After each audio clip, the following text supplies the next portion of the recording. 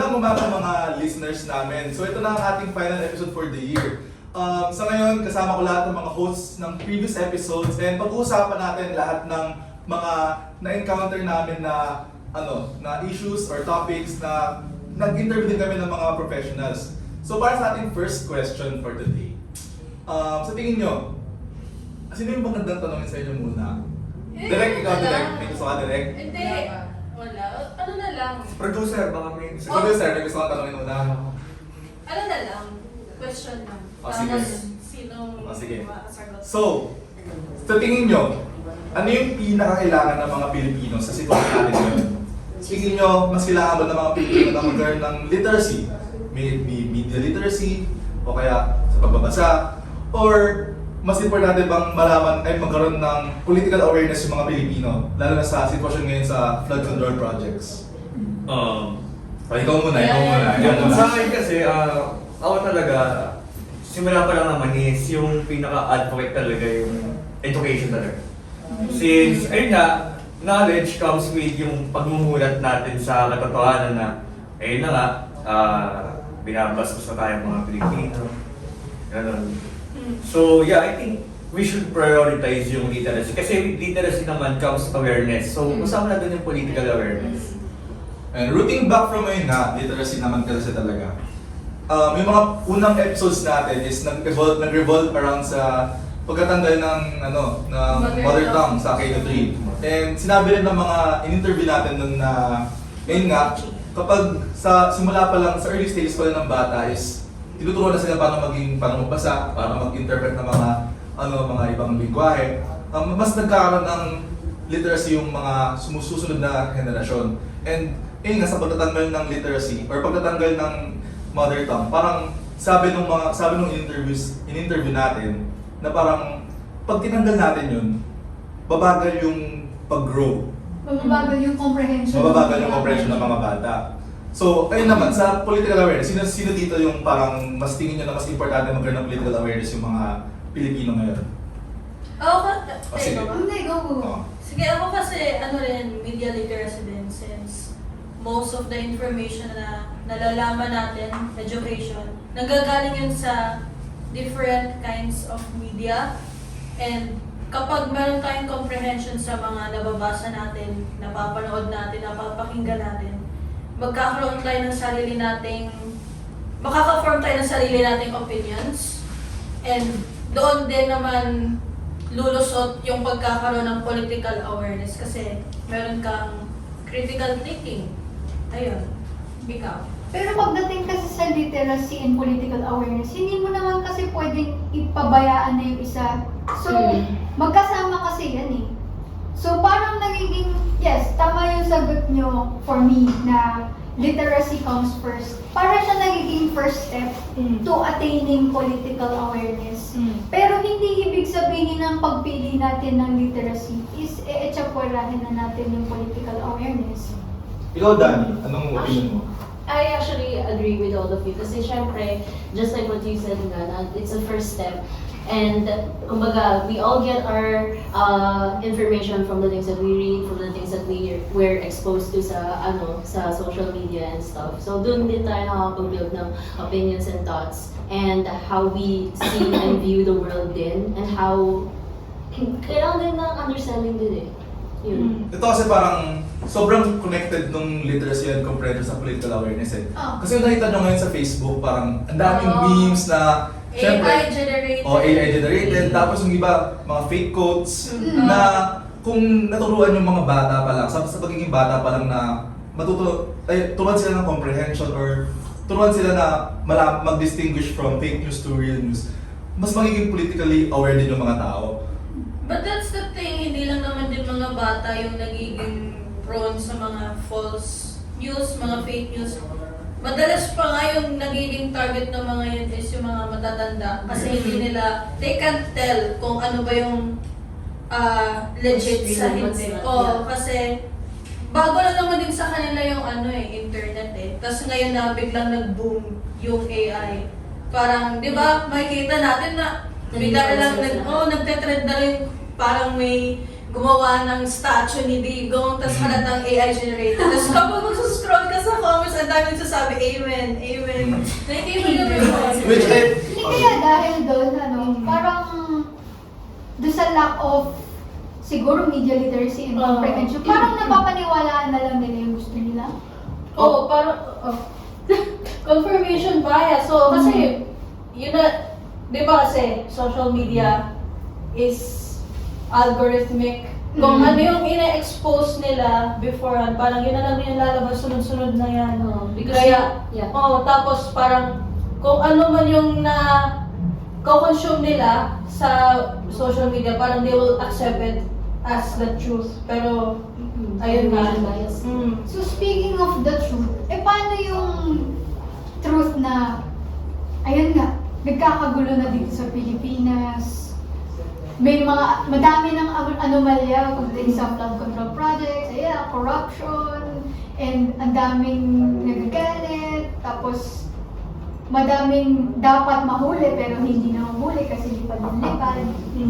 So, yung truth na yon, paano natin mai-lift up? What do you think? Sa, in what, ano ba yun? Anong context mo? Like, online? Online, political awareness. Actually, kasi pag online na context, ano yan isa sa source namin yan sa paper namin, sa research paper namin. Yung Wow! Researcher! Yung PR 2024, yung sinate ko nung yung algorithm kasi talaga ng social media is, it doesn't discern what's a fact from not. So basically, naka-base lang talaga siya kung ano activity mo sa isang platform. Which makes yung mga journalistic works na legitimate hard to get paano ba to? Engagements, ganun. So, how do we live it? We promote it through education. Promote what? fake news? Hindi, promote. Hindi, promote we promote the truth, the fact, yung facts. Actually, I would not call it truth kasi lahat tayo may sarili tayong truth. Wow, truth is subjective. We should call it fact. Fact. Ganon. I think then all of this stems from education din talaga. Na parang, From one educated person to another. pero kasi, parang ginagawa rin sa data ng mga ibang political parties yung pagiging educated masyado ng kabilang party eh. Na parang sinasabi nila na, Smart thing. Gets ko yan. Yung sinasabing, kayo, para isa lang yung target audience, yung mga edukado kami, pangmasa. Ayun. parang ayun nga, kasi ang pinakatabi natin ng first 3 episodes is education. And tinatry natin siya i-link from sa politics naman na tingin ko mas magiging politically aware talaga yung mga tao. Tulad ng sinabi mo, na kapag naroot talaga siya from education talaga. And ayun nga, speaking of political awareness, since kayo yung most recent episode, Yeah. sino yung interview nyo? Sir Kiko Aquino D. Tingin nyo, yung sustaining the anger of the people, paano nyo naintindihan yung sinabi ni Sir Kiko? Sige, ako muna. Yung naintindihan ko sa kanya, kayang-kayang i-sustain yung anger kasi everyday may nangyayari, everyday may nakikita tayong bago, may nadidiscover tayo na hala, si ganun pala involved, tapos magsasalita siya, tapos may tuturo siyang iba.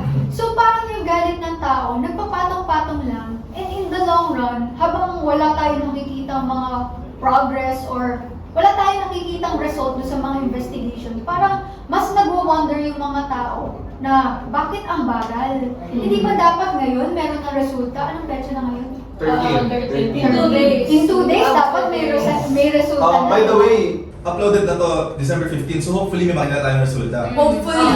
Hopefully. Comment nyo. Na parangalanan na. Pa-comment na lang kasi from the people from the future, pa-comment na lang may mga mangyayari. Tsaka note ko lang nangangako sila guys bago matapos ang taon, bago magpasko may makukulong na daw. Diba? May magpapasko Meron sa ba tayo dito? presinto. And dapat i-uphold din natin yung current administration sa magiging action nila. And ayun naman, since yun yung napulot nyo kay Kiko, kay Sir Kiko, sa inyo naman, sa nag-interview kay Father Remigio. ano yung tingin nyo, yung pinaka malaking bagay na sinabi niya about sa activism sa Pilipinas? Basically kasi Si Dani naman. Si Dani naman. Ah. Tumatawa si Dani. So yun, parang inano niya rin, pinocus niya rin sa education eh. It starts with education pa rin. He highlighted na saan pa mga galing yung student activism. Kung educated ang tao, parang takot kasi ang mga nasa government kung maging educated ang tao eh. They will know what's right and what's wrong. Kaya it's hindi Go period. It's more parang it's ano bang word yun? It's more sige nga, ikaw na. And basically kasi, ang gusto kasi nila, tumatit, straight. Gusto nila bobo lang yung tao. So tingin nyo, kaya din tinatanggal yung K-3, yung mother tongue sa K-3 para hindi maging sobrang galing masyado ng mga tao. Ako sasagot niyan. Oh, sige. First of all, medyo rich na sasabihin natin na ganun kalaki yung effect na nahuhubog talaga yung para mabawasan yung political awareness ng mga Oo. bata. Hindi naman kasi yan talaga yung priority kung bakit tinanggal yung K-12. Ang ano lang kasi, in short, K-3. In short, parang kasing ayaw nila mag-effort masyado para doon sa mga bata. So, to Which is say, a problem in itself. oo. Pero to say na na dahil kung tatanggalin siya para maging mas bobo yung mga bata, parang hindi naman tama yun. Hindi. Ang point nung sa pagtanggal nun, I mean, we know DepEd naman na eh. Over the years, nagkaroon sila ng policies na medyo parang minadali. Talaga. Then, i-amend or something, ganyan. So, it's not really a surprise na tinanggal nila yung sa multilingual. Pero that's not to say na tinanggal nila yun para maging bobo yung mga bata.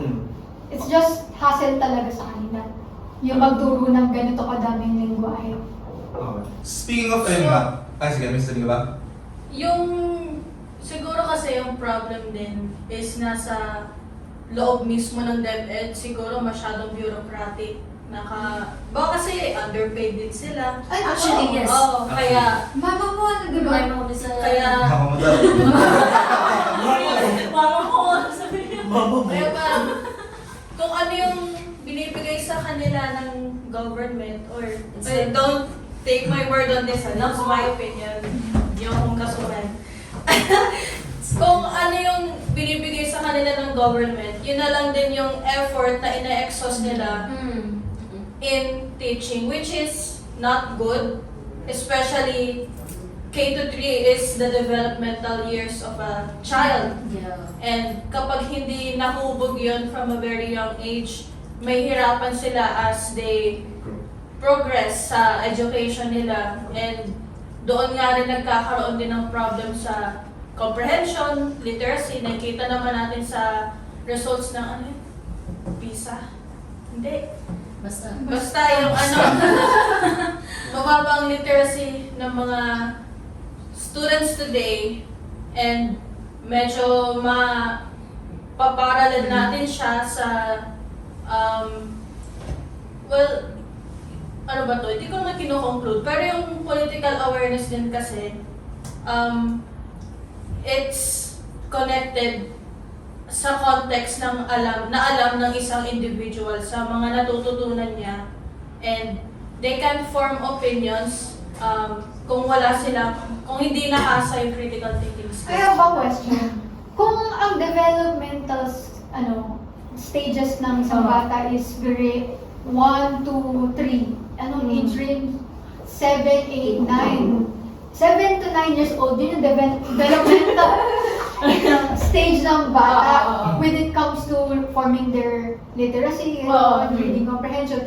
Anong age nahuhubog yung mismong political awareness or yung political stance ng isang tao? Kasi sa experience ko sa elementary, kasi di ba? Ano yun, grade 4, grade 5, grade 6, tapos araling panlipunan na sa high school. So ayun, after ng grade 3 ng primary school. Actually, as What do you early think? as, natatandaan ko pa grade 4 kami sa Hekasi. Natake na namin yung first quarter storm, yung panahon ni Marcos. Oo. Natake Sige na namin na? yun. Oo, Oo, civic ka pala. kultura. Yeah, as early as grade 4, Iba-iba which yung is, tawag ano sa eh. gusto mo subjects. Oo, Sa iba-iba. mga provinces. Ikaw, Ako kasi, para sa akin, nauhubog yung pagiging politically aware ng isang bata or ng isang tao.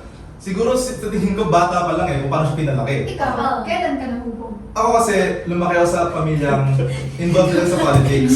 So, kumbaga sa akin, bata pa lang ako, medyo aware na ako sa nangyayari sa ano. And, ayun, kung pagbabasihan sa politika, kung sa pag-aaral, grade 3, grade 4 siguro. Kasi tinuturo na din, hindi ko nakalimutan yung pangalan ng subject namin, kasi alam ko, aral yung panlipunan na ata yun. Gusto iba-iba kasi. Parang kasi nung grade 1 to grade 2, English yung AP namin. Tapos nung pagdating nung grade 3 to 6, puro siya Philippine history. Oo. Pagdating kasi ng grade 7 namin, more on, World history. Mesopotamia yung mga, so yung mga, mas mabibuild mo siya sa elementary talaga. So DepEd talaga. Pagdating naman kasi ng college, ano yung subject na Poso book? Oh, was Yun. contemporary world. Contemporary world din. Pero kasi, Wait, ang discipline ng puso ko sabihin natin. World societies and culture. yes. So, kumbaga, DepEd talaga yung pinaka, ano natin foundation na kung saan sila yung magtuturo kung paano maging politically aware or like magtuturo sa mga bata na kung paano ba yung politika sa Pilipinas and At saka- giving back sa first presidents pa lang. More than just textbook knowledge, na-experience din naman yun ng mga bata sa bahay nila. Especially Oo. kapag babae ka, Mm. anak ka na babae, tas Eldest. parang, Ay, gusto mo. parang, hindi man nila sasabihin sa'yo, pero mararamdaman mo yun na, oh, ikaw yung babae, dapat ikaw yung matututong maghugas ng pinggan, ikaw matututong magluto, maglinis ng bahay. Very feminist take na to. Pero kapag makikita mo yung mga kasamaan mong lalaki, mga kapatid mong lalaki, parang may leniency pagdating sa kanila. Ilan ba kasi kapatid mo nila? Dalawa. Ah. So, one of the boys ka. Well, Pero back dun sa, I think naman, yung sa paghubog, That would radicalize. iba yung paghubog naman. Dun sa panahon na pwede ka nang magsalita for yourself. oh, Kasi, pag nasa grade 3 tayo, wala pa tayong, yung iba sa atin, wala pang access sa social media, and meron pa tayong mga parental guidance sa ganyan-ganyan. Pero, I think yung pagdating naman sa pagiging outspoken, na nandun ka na nagsasalita ka na about your beliefs, and yung pinapakita mo na talaga yung awareness mo, I think it's high school pataas. ako personally grade 8. Grade 8. Medyo. Bakit kayo? Kasi that was the time na lumipat ako Pero high school na yun, di ba? High Yeah, school. high school yun. Kasi hindi na ako magba-backstory ng buhay. Pero kasi nung grade 8, lumipat na ako from Manila to Bicol to Nueva Ecija, Cabanatuan. Siyempre, ang dami ka ng World tour. You are so multicultural. Exactly. So, ma-expose ka sa maraming tao, maraming culture, and Iba parang ka nasa tao na rin yun na marami kang matututunan din through sa pagtanda mo as you grow. And ayun, siguro dahil nagkaroon din ako ng slight independence noon, hindi ako nakatira sa silid ng parents ko, like yung papa ko nag-work sa Manila, yung mama ko nasa abroad. So I was living kasama yung tita ko doon. So ayun, siguro rebellious phase na I was like being political on Facebook or Twitter or something. Pero ayun. Yun yung early. So, kumbaga, this just proves na kung ano yung pinag-aralan mo, nag-shift din talaga siya ng views mo no? So, Kumbaga yung napag-aralan ko, yun lang yung nagbibigay sa akin ng understanding sa na-experience ko. so yun, speaking of views, tingin nyo ba, ano yung thoughts nyo sa mga apolitical na tao sa sitwasyon ngayon ng Pilipinas? Iba, ikaw sige, go. Ikaw naman, kanina pa kami nagsasalita. I think that if you're apolitical, you just don't care. I feel like na parang masyado kang, sorry. I feel like kapag apolitical ka, it means that you're too privilege that you don't give a shit about what's happening around like okay, I'm not affected, so why would I care about what's happening with other people, ganun. If nasa bangka naman ako, if I don't care if other people are hindi ako but those that are apolitical, parang kumbaga being apolitical is siding to what's not right Tolerance. Oo, Kasi Psychological parang pressure. you're so comfortable na sa buhay mo, parang you don't care Oo. even if you see someone else who's sinking. Pero if you think about it talaga, lahat naman kasi apektado.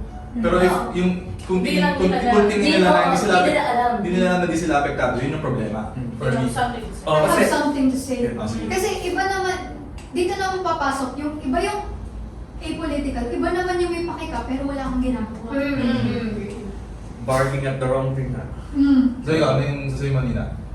Yung sinasabi ko nga kasi, lahat tayo apektado, pero depende yan kung anong estado mo sa buhay. Yan. Kung nandun ka sa pinakababa, ikaw talaga yung pinakahampasin Affected, yan. oo. Pero kung ikaw nga, yung mga privilege nating pero ba, I think, kung mas privileged ka, mas dapat nga mag-speak up ka eh. Oo. Yes. Kasi you're speaking for those who, sa mga For those who hindi nila can't, kaya. oo. Pero syempre yung mga nasa baba naman, di na nila problemahin na magsalita pa kasi mas pinaproblema nila mabuhay muna eh. Oo. So, para sa mga privilege natin, mga kaibigan at mga kapatid dyan, siguro mas importante na sila yung mag-speak up para sa mga hindi kaya mag-speak up.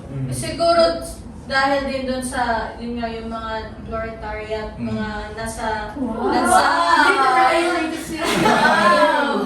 mga ordinary citizens, they are so busy maghanap buhay. Kaya siguro minsan nadi-demonize yung mga nagpo-protesta sa lansangan kasi ba't nyo pa inaatupagan kung namumuhay na lang kayo, naghanap buhay kayo, huwag na lang sana kayo reklamo ng reklamo. And speaking of protests, tingin nyo yung recent protests, Trillion Pesos. Hey, dumb fuck, charge me. Pinaka naging outcome niya. Wait lang, Ah, sino sige. ba dito rin nandun? Sino ba yung pumunta doon? Nag-cover lang ako. Ikaw? For publication. Hindi ako, pero dito rin ako sa Like, kanila. Ikaw? Ah, Hindi? both days, yung first day, nasa yung sa anniversary ng martial law, yun yung first trillion peso march. Tapos yung recent, yung sa Bonifacio Day, yun yung second trillion peso march. Both days, parang, kasi yung first day, sa Luneta lang ako pumunta, so, nandoon talaga yung different groups, yung mga student activists, nandoon yung mga labor groups, yung mga unions, iba-iba. Then, yung sa recent lang yung sa Bonifacio, wait lang, nabi, giniginaw ko. Ayun, yung sa Bonifacio, doon ako nanibago kasi first time kong makita na nasa rally is yung mga tao sa simbahan. Tapos may kita mo, may mga nasa sasakyan nila. Parang medyo mataas yung estado ng buhay ng mga nasa field. Yung sa mga nasa EDSA monument, kumpara sa nasa Luneta Park namin, kita mo talaga na... And nasa Mindiola. Ay, di ako pumunta. So ano yung tingin yung nangyari sa Mindiola? Tingin parang, ano na yung conception? Or tingin ng mga tao sa pagdating dun sa, medyo naging violent daw sa Mindiola. Ibang political I think those were anarchists na. Those were not... kayo, ano masasabi? Yung naging riot ba doon sa Mindoro? Yeah, mga nag-riot. daw. According to them, nagkagulo raw, may nangugulo daw. So, I think, hindi siya relevant sa rally, pero may Do you trip na condone? talaga. Kinokondone mo ba yung ganong klaseng violence of protest? Oo, ayoko lang ganun ba. Siyempre, masasaktan. Kasi hindi na siya protest. Hindi Hindi na na Pero- Riot na siya. Pero ano yung tingin nyo sa sa social media na sinasabi na pag nakita ang rally na sinusulog na government building, sabi Philippines win. Tapos pag ginawa ng Pilipinas, nagagalit yung mga tao, but hindi naman yung mga pulis sinasaktan daw, hindi naman nila. Ano yung tingin nyo dun? O sige, Parang iba naman kasi yung government ba yung government building ba? Sinusunog ng ibang Gen Z protesters sa ibang bansa. Yung last time kasi sa Mindoro, ang alam ko kasi, hindi naman yung ginawa nila eh. So, parang gulo lang talaga Gulo nila. lang. Hindi siya Riot. parang, they're not trying to make a point, they were just trying to make a mess. Oo. Tsaka parang binasag yata nila yung Yung binulang sa Sogogo. Sa Sogogo. So what was the point of that? Instead of government, Instead of a government, Tsaka kapag pupunta ka kasi sa mga protest, maraming nagbabantay, maraming nakahanay ng mga pulis sa sa labas pa ng, di ba? Kasi pag nag-organize ka ng rally, may stage yan. Tapos sa paligid ng stage, andun yung mga pulis. Ang dami nila, parang hundreds, thousands, nakabantay lang sila doon. So, kung magra-riot man yung mga tao, ayun, malalaki rin yung mga shields nila. Tsaka yung parang barbed ba? Oh, may Oo. barbed. Never ako naka-witness ganun first hand kasi never ako punta sa Menjola since feel ko delikado. Buti na lang yun. Sa mga naka-interview kay Sir Kiko dito, tingin nyo, ay ano ba yung sinabi nila? Ay sinabi niya about sa attempt nung trillion peso march. Tingin successful ba? Ganun. Sabi niya, successful talaga. Kasi after noon, nagpa-plan pa sila ng iba. Ah, Taking from what they did there, pwede nilang i-gawin ulit. Tapos, mas larger scale, mas organized. Kasi natuto talaga sila kung ano yung ginawa nila doon. So, I think kaya naman i-sustain yung ganong klase ng pag-organize ng mga protests all over the Philippines na hindi lang dito sa Manila. Kayo ba direct may mga tanong ba kayo? May gusto ba kayong itanong sa amin? pero for the record, para lang sarili ko lang tong opinion dun sa mga violent, quote-unquote violent protesters. Di ko naman sila masisisi kung sakaling maging, ano nga sila maging aggressive. Kasi, it's very subjective or hard to define what violence actually is.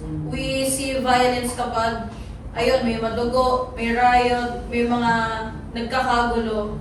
Pero we can also say na something is violent kung naapektuhan na yung buhay mo. What the government is doing to its people, violent din naman siya. People wouldn't be protesting like this, like masyadong malaki yung scale, if they didn't felt na-violate yung nila, buhay nila. Nahihirapan sila maghanap buhay ngayon eh. So, that's violence na rin in itself. That's for me. And, ayun, the government is also systematically violating its people. So, Yeah.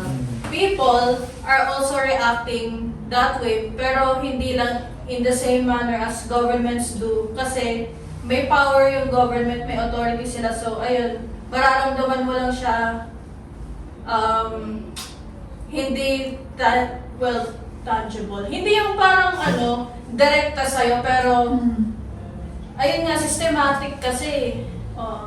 Pero yung sa mga tao nga, they're violent physically kasi yun yung kaya nilang gawin to retaliate sa violence ng government. Pero what if yung ganitong mindset? Kasi, di ba, ang gulo ng Pilipinas, sasabihin ng mga tao, ayoko na nga, pasabugin na lang natin itong lahat.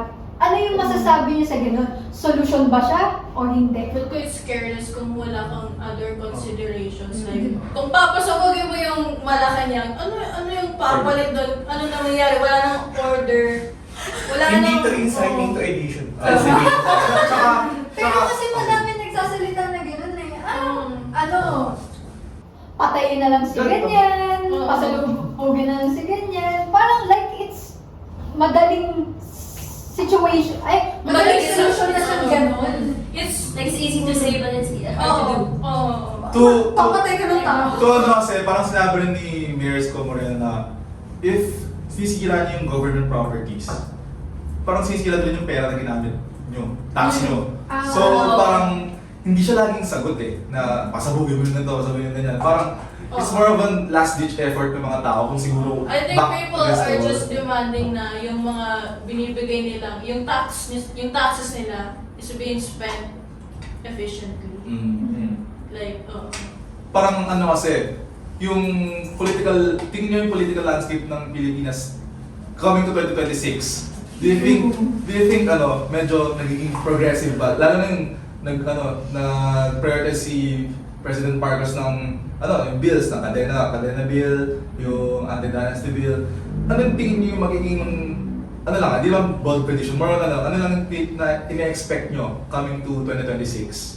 I think pwedeng sagutin yan based on Sir Kiko D's answer.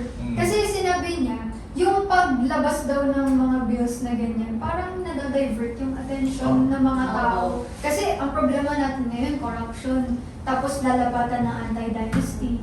So, parang, Sa isip natin, humuhupa yung issue. oo. To then Sir Kiko, parang sabi niya na President Marcos is building the bridge along the way, di ba? Na parang, We're building the bridge as we go. hindi alam ni President Marcos kung saan siya pupunta. Parang ginagawa niya to, tapos gagawin niya ito para kapag di gumana yung ganitong plano. So parang medyo condescending, yun sa condescending, pero parang ganun yung nangyayari sa gobyerno. Tapos if binasa nyo na mabuti yung bill na final ni anak ni President Marcos, yung anti-dynasty bill, si Sandro Marcos, Di ba Siya yung nagsulat. sana siya nagsulat with Bonji D. Wow. Hapon ata. Tapos ang nakalagay doon is, parang nililegalize mo pa yung dynasty. Oo. Na pwede yung tumakbo ang same blood ng basta hindi same ng legislative, judiciary. Parang ang weird lang na priorities yung ganung bill. Pero ang nagsulat ng bill is galing din sa political dynasty. And is in an active political And dynasty. is the child of the president. Ano yan, anti-dynasty but with extra steps. Parang nililegalize na talaga yung dynasty. What is that? And ayun nga, parang yung mga nangyayaring rallies ngayon is since geared towards nga siya sa corruption. Tingin ko kasi may sabi pa si Sir Kiko na magkakaroon ng susunod possible Oo. Next year. next year daw. And I think next year kung magkakaroon pa ulit ng rallies, tingin ko damay na yung mga bills na prioritize, kumbaga. Kasi ayun nga, parang hindi naman kasi totoong hanggang sa hindi tayo pwede mag-assume na batas na siya hanggang sa di pa siya pinipirmahan ng presidente. And it has to go through Congress, Senate, and pipirmahan pa niya. So, may sinabi about performative no? Parang anong tingin niyo doon? Yung mga di naman nakakasama sa interview ni Sir Kiko, anong tingin niyo dun sa parang pagiging performative ng mga politicians ngayon? Well, syempre, You're trying to... wala kasi akong tiwala talaga, sorry. Oo. Pero, may agenda talaga sila. May agenda yan. So, nagpapabango, agenda, but at the same time, okay, gawin mo yan, trabaho mo naman talaga yan. Oo. Pinapasahod ka ng taong bayan eh. Diba? So, I'm not gonna be thankful for them na gumawa sila ng anti-dynasty bill. Kasi you should have done that decades ago. Yeah.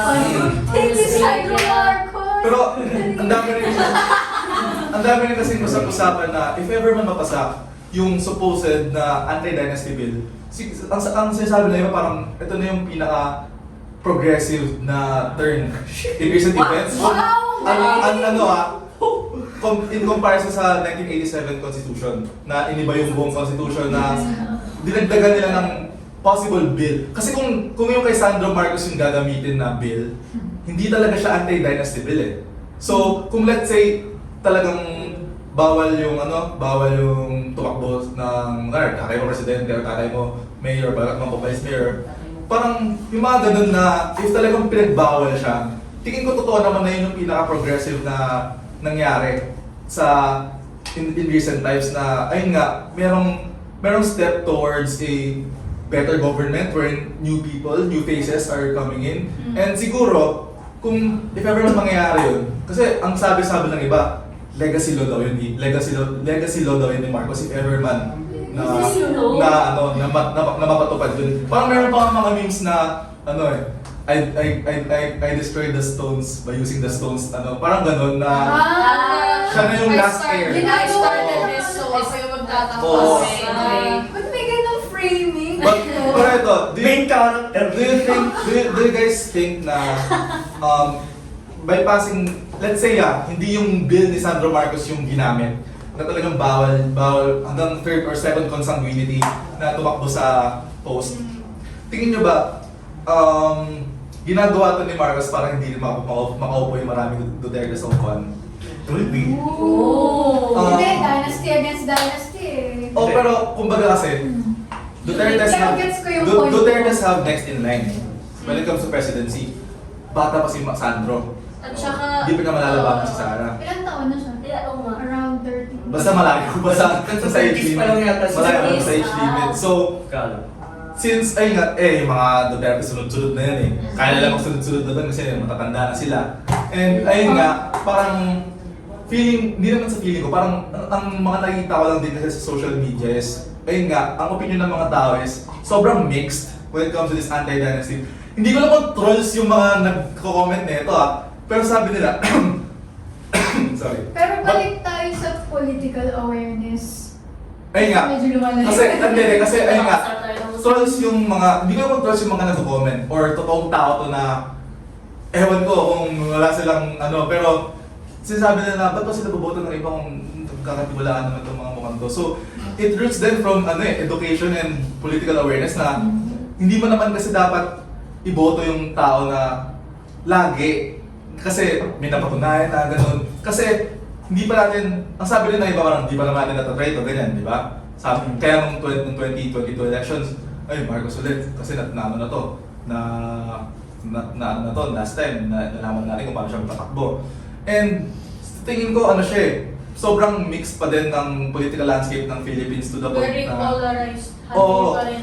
and ayun nga, kami to 2028 elections naman siguro. Sumaanat ka din. Ang hirap din magsabi na paano ba malalaman ng mga tao yung yung totoo sa hindi when it comes to campaigns and let's say propaganda, di ba? Mahirap na kasi yung masabi na parang they have their own versions of truth na rin kasi. Especially mga, oh my God, ayoko. Pwede ba yung off the record? Hindi, we can have as many truths as we want. But there can only be one fact. Yun lang yung pinag-ano dyan, yun lang yung pinangawakan sa mga ganyang senaryo. Cold card ka namin. May attribution under press 1. Naku, under first one. Sir, Wow! Shout out! Hindi kasi, yan ang mahirap sa mga dynasties, lalo na kapag nanggagaling sila sa mga regions that have little to no representation in national governments. Siguro kaya naging malaki yung impact ng presidency ni Duterte since siya ba yung unang president from Mindanao? Yeah. Yes. So, parang So progressive! it's more than just supporting but also identity politics kasi parang katulad mo siya like Bisaya, taga Mindanao, Davaoenyo. Syempre, parang nandun yung pride mo rin. Oh. Representation ba? Actually, gets ko yung point niya. Meron tayong parang Kaya kapag nababa siya, parang you also take it personally kasi not only yung political values niya ay identify mo to yourself but also yung ugali niya kasi malapit din sa ugali mo rin as a person. Yun lang. Don't take my word, I'm not a sociologist. Gets ko yung point niya kasi actually yung pinaka-evident nito is yung political landscape ng Africa. Like, tribal sila dun, di ba? So dito, sa ethnicity na, taga Mindanao, Bisaya yan, Ilocano yan, support. Ganun tayo. Solid North. Solid North tayo Ganun, nakakalimutan natin yung totoong yung totoong priority dapat. Mapagkakatiwalaan ba natin tong taong to sa posisyon na kaya niyang Sa buong Pilipinas. kaya niyang hatakin yung buong bansa. Di ba? Nagiging nagkakaroon tayo ng tribal mindset na solid North tayo. Ganun tayo, guys. Solid din yung South. Solid din yung South Kaya sila Ano yun yung Tiger of the North tapos Leader of the South. Uniteam. Ano nangyari? Ano nangyari? Direct, may tanong kayo, direct. May tanong na ako. Ano? Ano lang si Hindi direct? ako papakita. Yung tanong ko, para bumalik tayo dun sa political awareness and education. As a student, alam mo siya. Siyempre dahil students pa lang tayo.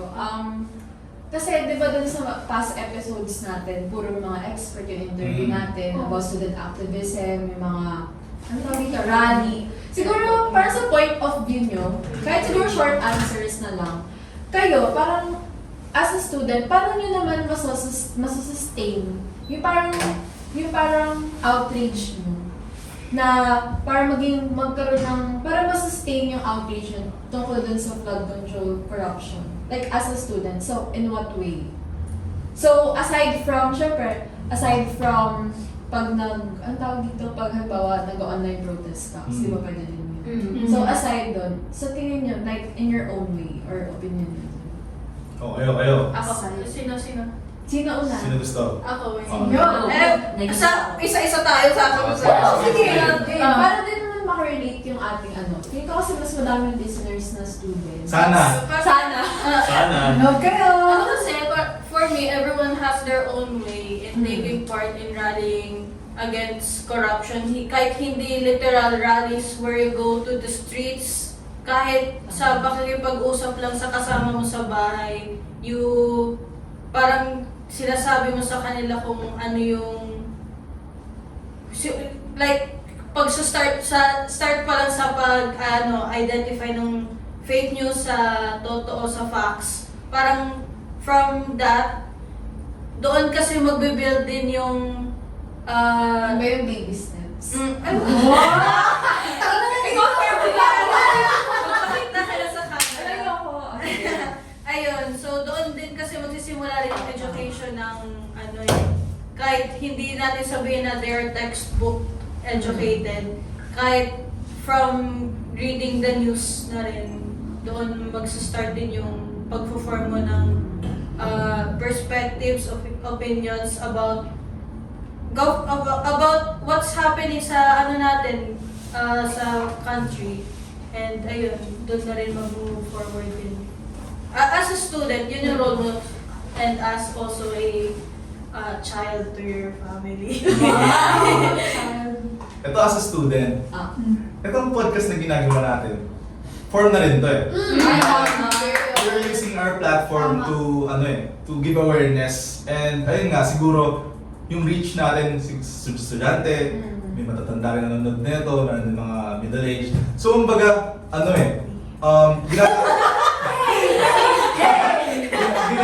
ginagamit natin yung platform natin as students na hindi man sa project lang ganun. Ginagamit natin siya as a way to show people na ganito yung nangyayari sa gobyerno natin and we should be angry, lalo na ganito yung nangyayari. Kayo ba? Sino naman? As a journalism student. As a veteran. Sa veteran. Pero pala yung age gap nila eh. Ay, Oo nga. sino yung kuya ikaw? Kuya Amir! Hindi, pero yun. Aside dyan sa podcasting, sobrang active ko sa social media few months back. So ayun, nakikipagbardagulan talaga ako pag nakita kong yung pinapaniwalaan nila is a type of disinformation talaga yung sinasabi nila. Ayun, magre-reply ako doon. Sabihin ko, hindi, ganito yan pre. So, keyboard warrior ka nun. Oo, keyboard warrior. Wow! Aside sa nagpa-participate ako sa mga protests, yan, dyan, sa online talaga. Kaya pag sinabihan ako ng, siguro normal na lang sa akin, nare-red tag ako lagi dahil ng dati. And, nawala yung original account ko sa Facebook dahil doon, kaka-report sa akin. Siguro, kapag ganun nga, nakipag-engage tayo sa online discourse, I think we should take note din na huwag tayo masyadong maging aggressive, Oo, hostile, actually, kasi totoo. it will be taken as offense. Kaya nagkakaroon ng away din. Actually, ginawa nilang ginawa nilang balayan against a particular group of supporters ng isang presidential candidate na nagiging parang elitist, nagiging parang may superiority complex.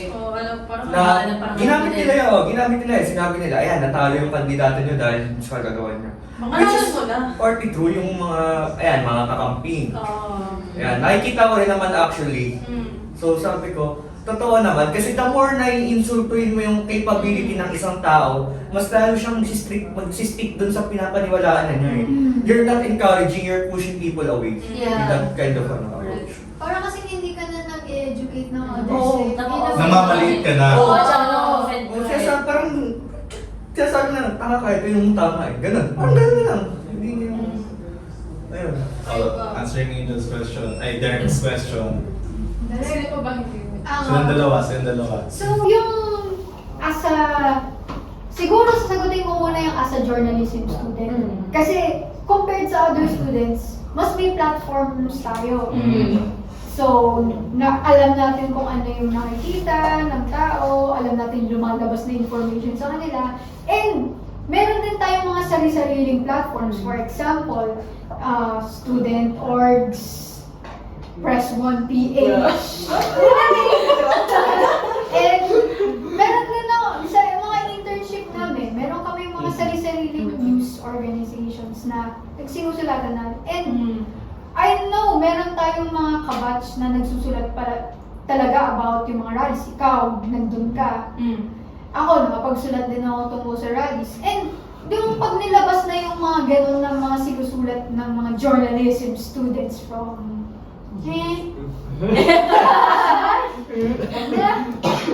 Yo, Dani, Pag ayos ganun, na ba? pag ganun, parang, ayan, meron tayong platform, ginagamit naman natin. Pero, meron din kasi mga times na parang minamaliit tayo. Kasi student pa lang tayo, bata pa tayo, alam ba talaga natin kung ano yung sinusulat natin. Kasi nagsulat ako tungkol sa Trillion Peso March, tapos dinubog ako ng trolls. Kasi, Congrats. thank you! Kayo.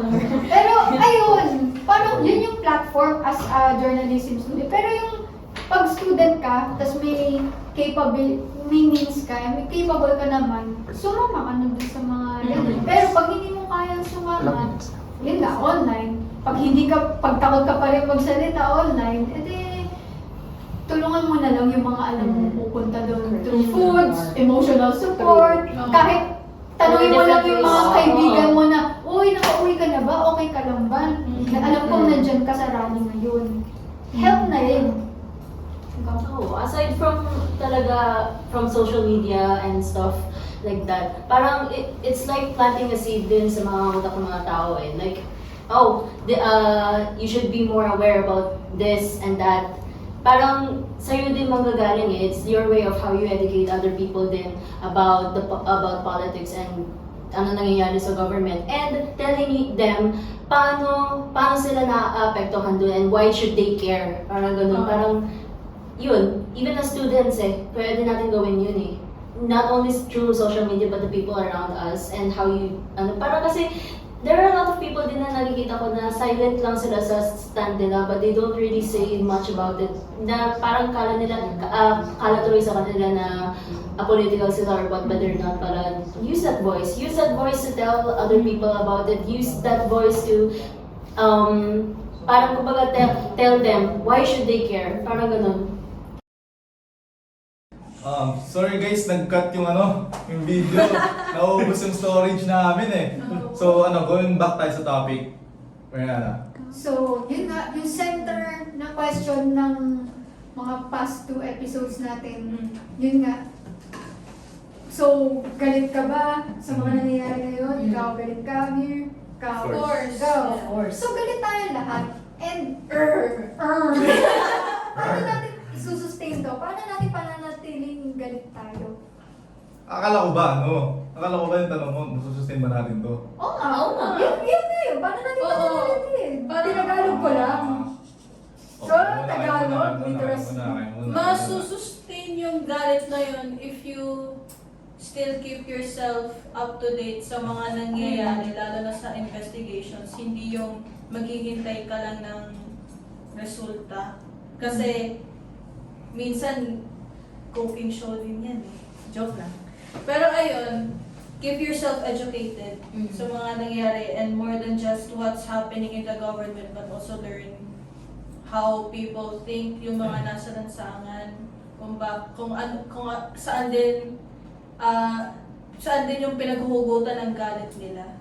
Then from that siguro maiinis ka rin or magagalit ka rin for them. Feeling ko di ba usually naman lahat naman ng issue sa Pilipinas humuhupa after a couple of months, ganun. And hopefully, itong issue na to is hindi siya humupa unless walang makulong, unless walang makanagot. And ayun, parang feeling ko para masustain yung galit ng mga tao, kailangan dapat malaman ng mga tao kung saan ba nagsisimula yung problema na to. And ayun, galit na sa tayo, di ba? Sa Pacific Ring of Fire, laging may earthquakes, laging may bagyo. And maganda rin na laging may reminder sa atin kung bakit kailangan natin panagutin yung mga taong nasa kasangkot dito. Tuwing may bagyo, pag bumaha, maisip natin, ba't ba ang baha? Ba't ganito dito sa street natin?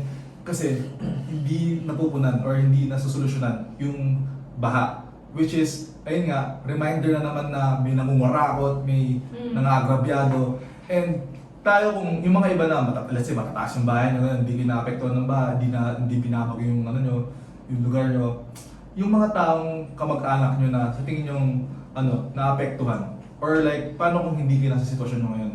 Ano yung mararamdaman nyo kapag natutulog kayo sa skinita, tapos bumaha, wala na kayo mapagsistayan, syempre yung mga gobyerno nagbibigay ng mga relief goods, nagbibigay ng mga ganito, pero enough ba yun para sustain yung 27 plus na bagyo na nakukuha na pumaho sa PAR kada taon? So, para sa akin yun, sustain yung galit ng mga Pilipino kapag laging may paalala na ganito yung Pilipinas at kung gusto nyo magbago, kailangan may mangyari. Tsaka don't make that anger individualistic. Dapat iniisip mo rin yung nararamdaman ng iba. Hindi yung kunwari na-solve na yung kunwari personal issue mo. Ganito pala yung naging solution ng government. Siguro I will just stop caring na kasi okay na eh. Hindi dapat.